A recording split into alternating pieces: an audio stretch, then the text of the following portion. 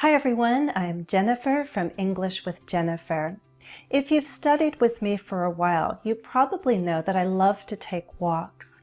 There's a path near my house and it's lined with trees, so the surrounding nature is really beautiful. But not too long ago, some kids decided to paint graffiti on the path. It's really sad. They painted words, names, and symbols. What do you think should be done? A. Put up a sign saying no graffiti allowed. B. Bring up the matter for discussion at a town meeting. C. Bring up the topic of vandalism at a school assembly. Well, even if there were a sign, I'm not sure it would stop people from painting more graffiti. And the fact is, some graffiti is already there. And talking about the matter isn't a bad idea, but I'm not sure it would help. Do we try to find the people and punish them?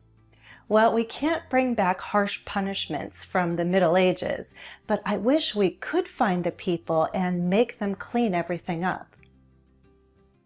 Thankfully, the fall leaves and the winter snow can hide a lot of the graffiti, so at least for half of the year it won't be so bad. In this lesson, we'll study and practice 3 common phrasal verbs. Put up, as in put up a sign, bring up, as in bring up a matter for discussion, and bring back, as in bring back harsh punishments from the Middle Ages, which we won't do. We'll talk about the meanings and uses of these 3 phrasal verbs. Ready?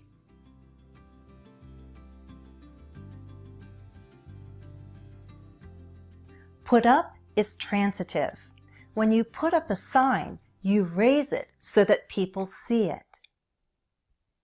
You can put up a sign, a poster, or a photo. You can put up your hand or raise your hand when you're in a large group and you have a question. You can also put up decorations, right? Many of my neighbors have put up Halloween decorations this month. And we have too. You know what else we can put up? Every December, my children and I put up the Christmas tree. This meaning is a bit different. We're not putting up the tree in a public place, a visible place. We're not doing this so that people notice it. Putting up the tree is about building it, erecting it. Do you know how to put up a tent? I don't. Put up can also be about arguing or resisting. If we did find those kids who painted the graffiti, they would likely put up a fuss if we then made them clean everything up.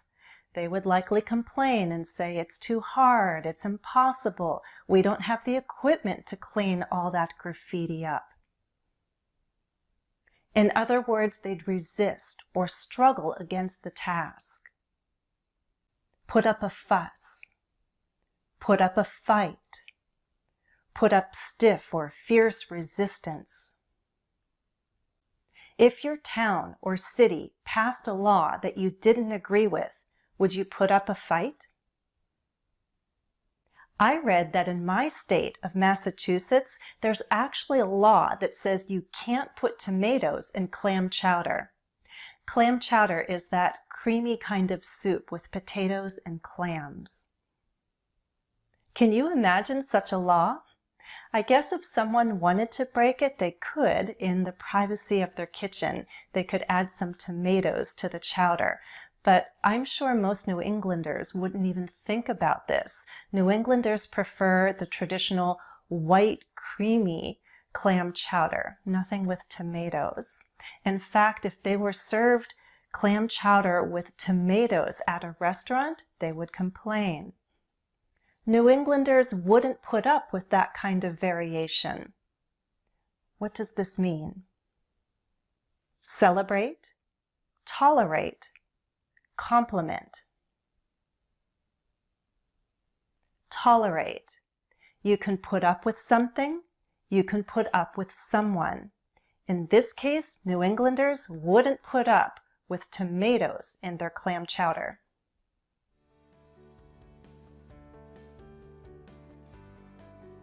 We did it. We put up the sign. You didn't put up much of a fight. Maggie, you put up a terrific fight. Oh, I wouldn't put up with it. No more. I put up with too much. Bring back is transitive. It takes an object. Remember how I said we're not going to bring back harsh punishments from the Middle Ages. Society has progressed a lot, and thankfully we don't believe in unnecessary cruelty today. When you bring something back, you take it from the past and you make use of it again. You revive it. A more positive example comes from the world of fashion. Some designers are successful at reviving old trends, old styles. They can bring something back and make use of it again. In the 1960s and 70s, these were called bell-bottom pants, bell-bottoms. Today, you can shop for flare jeans. Different name, same style. Someone brought back that wide-cut leg, and it's fashionable again. Question: is there a movie or a TV show that brings back good memories of your childhood? In other words, does it make you remember your childhood or recall memories from your childhood? A final meaning of bring back is about returning to a certain point. For example, the police can bring someone back for questioning, meaning they make someone return to the police station for more questions. Or if we have a group discussion and we get off topic, it would be my job as a moderator to bring us back on topic. In a more literal sense, we can bring something back from another place. Think about a trip you took at some point in the past. Did you bring back any souvenirs?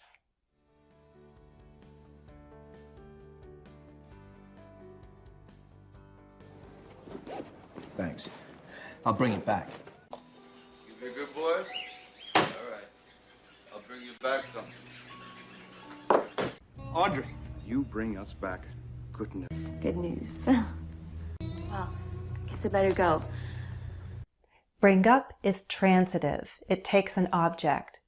Do you remember my suggestion about bringing up the graffiti incident at a town meeting? What exactly was I suggesting? A. Demonstrating graffiti. B. Condemning graffiti. C. Mentioning graffiti.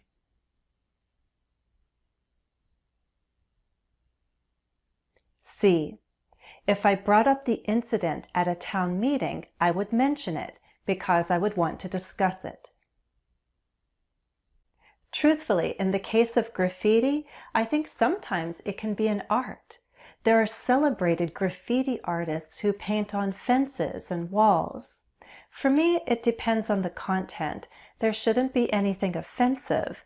And does it show skill? How well is it done? It also depends where the graffiti is painted. I wouldn't want graffiti on my house or my car. That would be vandalism. But on the side of a building with permission of the building owner, that would be okay. Then the public could enjoy the art. Unfortunately, those kids in my town who painted graffiti where people go to enjoy nature ruined a peaceful walk. And their work is kind of sloppy. It makes me wonder how they were brought up, meaning how were they raised? Didn't someone teach them about respecting public and private property?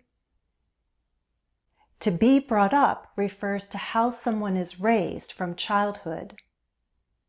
Sometimes grandparents are responsible for bringing up a child. So this phrasal verb can be active or passive. Bring someone up. Someone can be brought up by someone or brought up in a certain way. Finish these two sentences. I was brought up to respect. My parents brought me up and taught me that.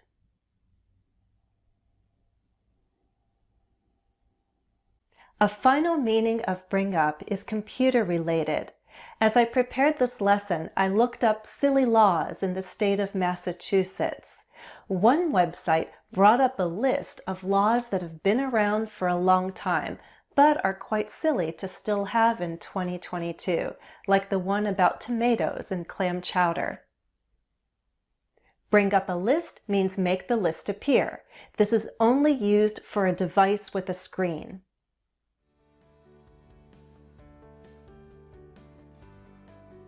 Bring up the video.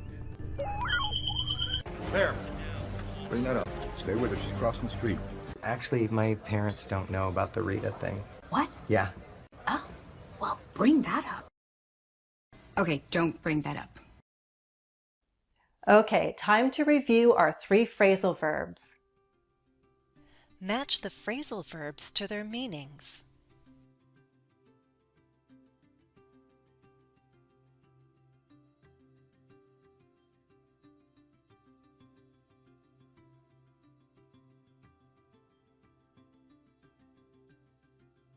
Match the phrasal verbs to their objects.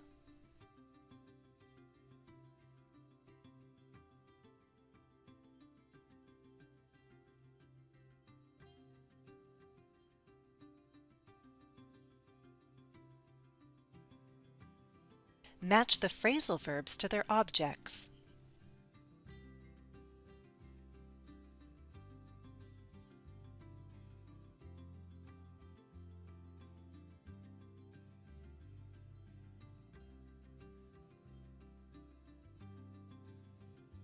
Do you remember phrasal verbs from our previous lessons? Let me quiz you. Match the phrasal verbs to their meanings.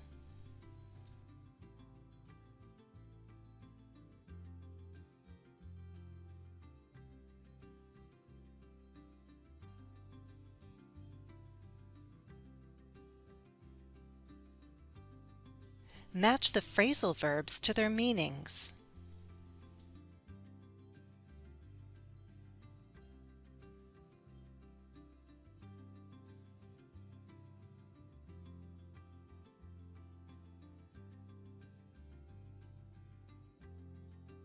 Match the phrasal verbs to their objects.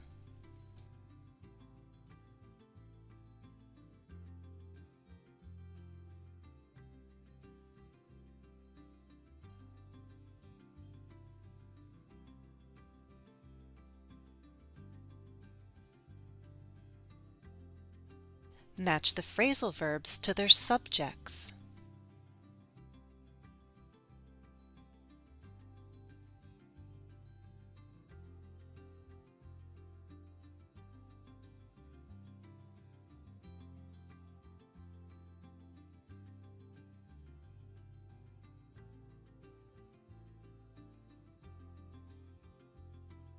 Match the phrasal verbs to their objects.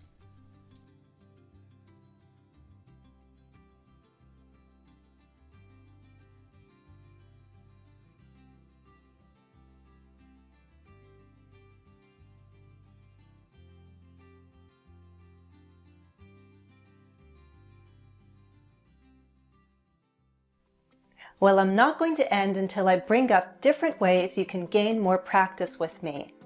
Join as a YouTube member, then you can participate in the members-only chat at the monthly live stream.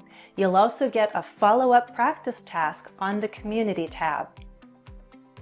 I welcome high intermediate and advanced students on Patreon for group classes and private Zoom sessions. Subscriptions on Instagram are new, so hop on over and check it out.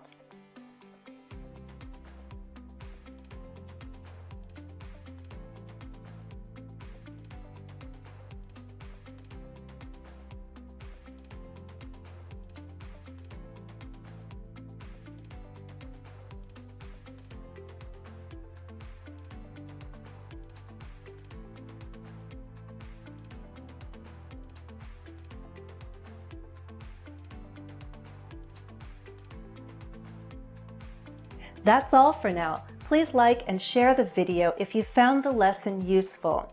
As always, thanks for watching and happy studies. I'd like to say a special thank you to a kind-hearted patron. Pink Dream pledged $2 a month. Thank you. Follow me on Instagram, Facebook, Twitter, and Patreon. And don't forget to subscribe here on YouTube. Turn on those notifications.